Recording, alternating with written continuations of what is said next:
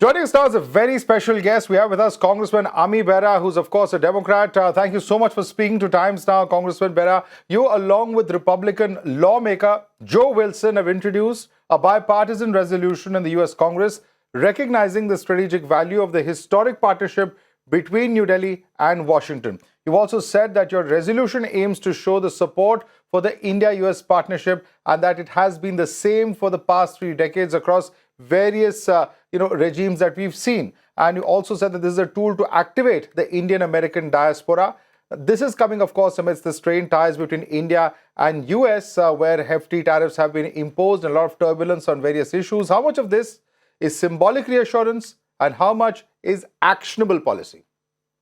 I think it's actionable policy. I led a congressional delegation to India in September, and I really did see some of the turbulence in the relationship between the United States and India, largely because of some of the words of President Trump and some of the policies that were coming out of the Trump administration.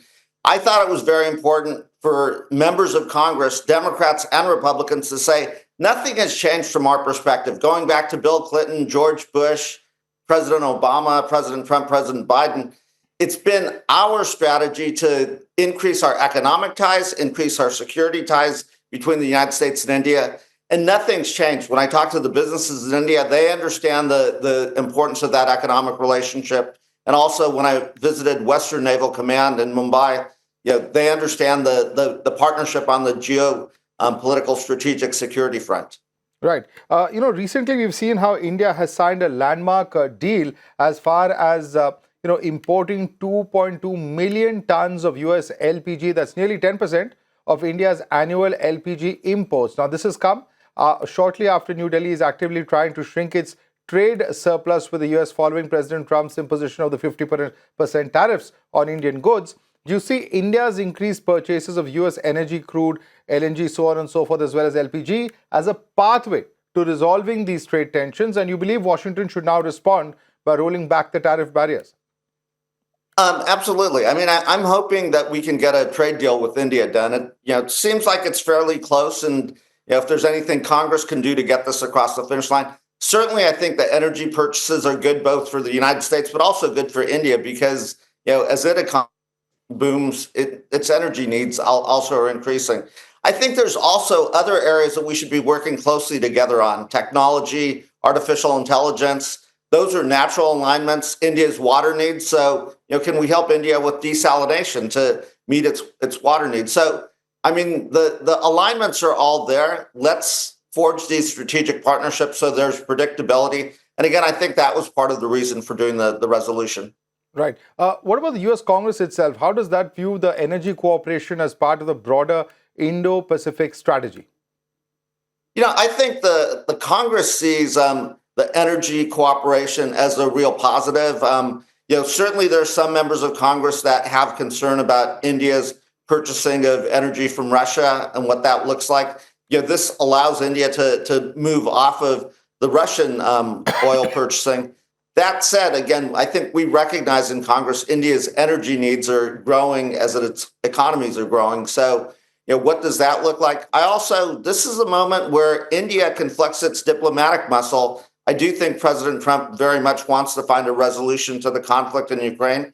India has ties to Russia, has lines of communication, and certainly I'd love to see seasoned diplomats like Jay Shankar and others really help find an end to this conflict. Right. In your earlier comments, you've said that certain individuals like Peter Navarro are not friends of the US-India relationship. Why then do you think that Trump has kept them in his inner circle? And also, do you believe that the Trump administration's mixed messaging, some positive statements coming in from the president, but also harsh language that has been used in the past by advisors, has created a lot of strategic confusion?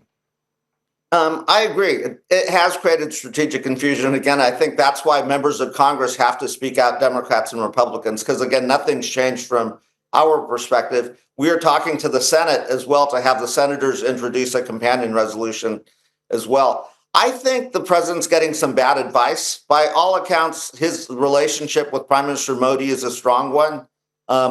I think there are folks inside the administration, like this $100,000 H-1B visa fee seems to be rapidly hatch scheme that doesn't make sense. And then, last week you heard the president on Fox News saying, well, we need this high skilled labor coming to the United States. We need these individuals coming. So that doesn't totally make sense. I do think it is folks like Peter Navarro and others that are pushing this agenda. And I would hope the president works with us in Congress and works through these policies. Right. And now President Trump has repeatedly claimed that he personally stopped the war during the India's Operation Sindoor between the 7th of May and the 10th of May. Now, this has been clarified repeatedly, including by the Prime Minister, the External Affairs Minister, Mr. Jaishankar as well, including the Prime Minister, in fact, making a statement in the Indian Parliament.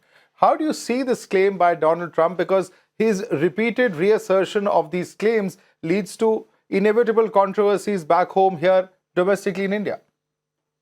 Yeah, I mean, President Trump makes a lot of claims at times here in the United States as well that are not actually factually correct. The United States certainly played a supportive role in supporting India in the dialogue and trying to help find a ceasefire. But at the end of the day, this was between India and Pakistan, and any longer-term peace will be negotiated between India and Pakistan. Again, I hope the United States is able to play a supportive role, and there's a path forward. But it's up to India and Pakistan to find that path forward. Right. And as you've mentioned, you've said that Trump is getting bad advice because when he mentions India and Pakistan in the same breath, that really leads to a lot of confusion. There's a lot of dehyphenation that's happened over a long period of time that he's rehyphenating. What concrete steps can the Congress then take to ensure that US policy consistently reflects the reality that you've described, that there's no equivalence between India and Pakistan? I mean, that's another reason why we're doing the resolution. We have spent 3 decades dehyphenating the two countries. You're not seeing American companies make multi-billion-dollar investments in Pakistan. You're not seeing us do joint military exercises with Pakistan. That's all happening with India, and that's not going to change. India is a country on the rise with a growing economy. Pakistan has its own challenges, the largest number of domestic terror attacks. Obviously, we've seen the cross-border attacks into India, and now you see the tensions between Pakistan and Afghanistan. We want to create a stable Pakistan, but again, our long-term interest as the United States is this 21st century partnership with India. Right. I'm also asking you this because we know that Pakistan is a major non-NATO ally of the US, but India is not.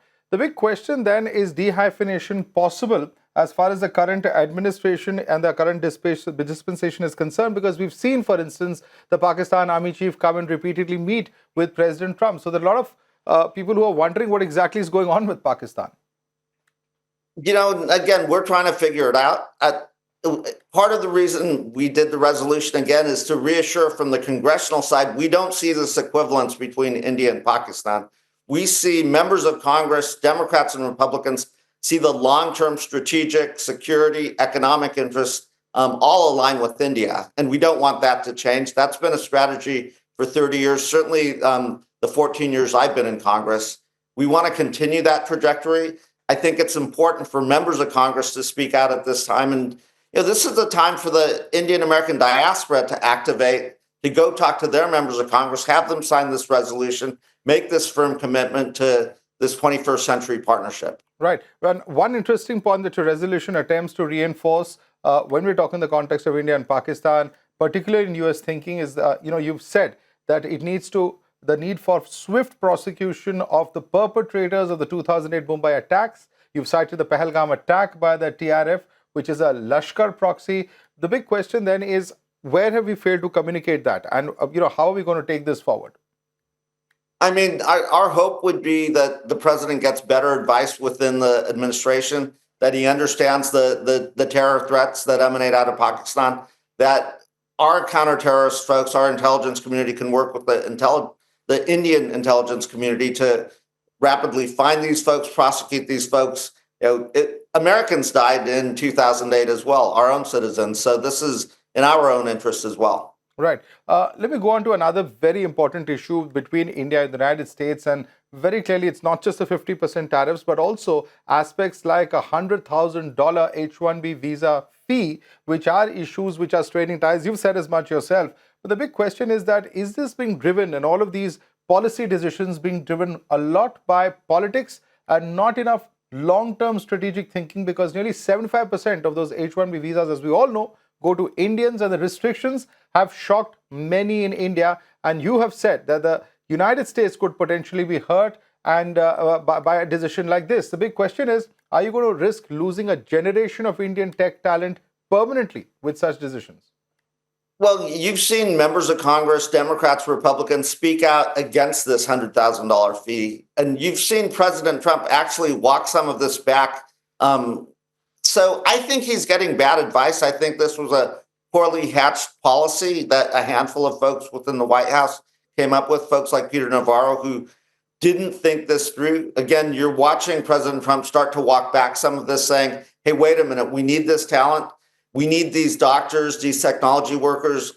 I think it also creates an opportunity for us to create maybe a separate category of visas where, companies in the United States, companies in India that are tackling some of these big challenges and opportunities like AI can have their workers move back and forth in a more free manner. These are not folks that are at risk of overstaying their visas. These are folks that are working together to solve big academic challenges, big technology challenges. So I think it is an opportunity for us to think differently. Right. Now, there's a recent US assessment that states that China launched an online disinformation campaign to undermine India's purchase of French Rafales. They've used fake accounts, AI-generated debris images. As someone who's consistently spoken about the Indo-Pacific challenge, how should US counter China's information warfare, particularly, of course, warfare that is targeting India, given that it also refers to a sensitive time, when India was engaged in that combat? I mean, we should do this together. India is a sophisticated company. We can learn from India. Okay. India can learn from the United States, but we should also bring other partners in, like Japan, Korea, Australia. Use forums like the Quad Coalition.